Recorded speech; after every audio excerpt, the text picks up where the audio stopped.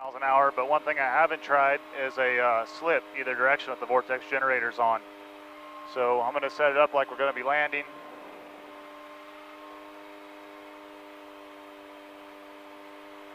Alright, 1 notch. Typically I land with 2 notches of flaps. So I'd be at idle. There's idle, descending at 50. Alright, I'm going to try a slip to the right, or left, I don't know which way you'd consider this. Alright, I'm full over on the right rudder, keeping it right around 50 with the elevator. Good as can be. Let's try it the other direction. Alright, full left rudder, 45. I can't get it to slip any harder than that.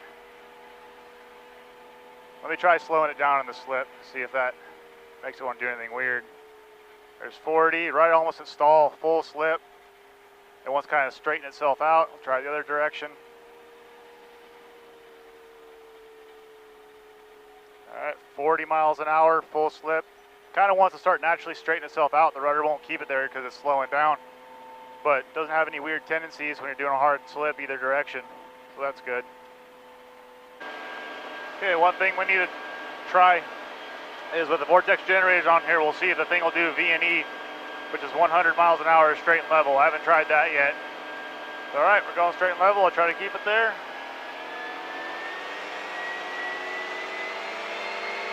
Thing wants to climb, so you gotta kind of hold it down. Yep. Easily does 100. And the windshield caves in when you do that, which is a good indicator that you've reached V&E. Plane feels really stable with the Vortex generators, even more so than it did before. It's hard to explain or place the difference, but it just feels more solid. Do a slip. Yeah, now she comes down.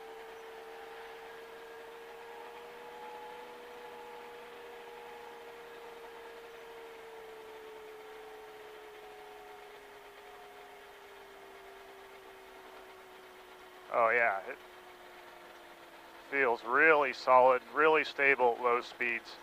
Way more than before, so that's a definite improvement.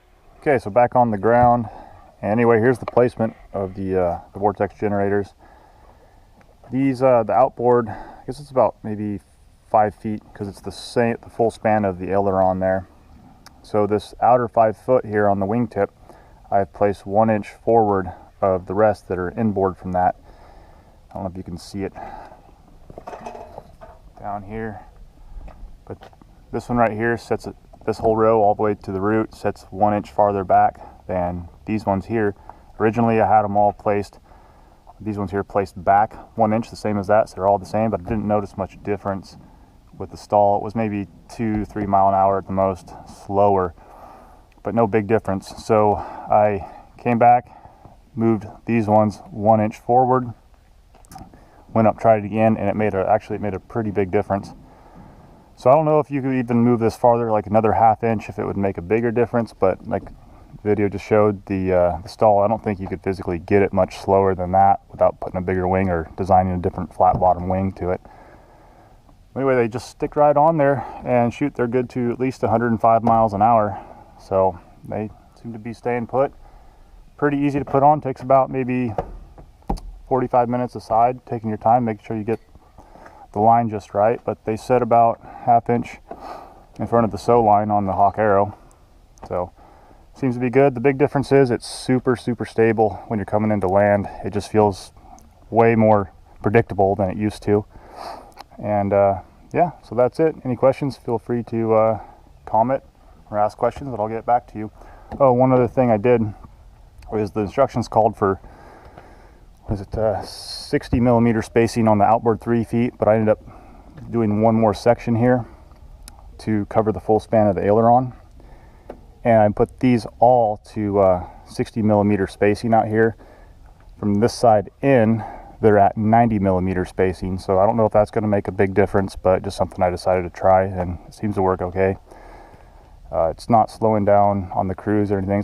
Everything's staying the same in all ways except for the stall, which is I would say a solid 5 miles an hour slower. So that's what it is.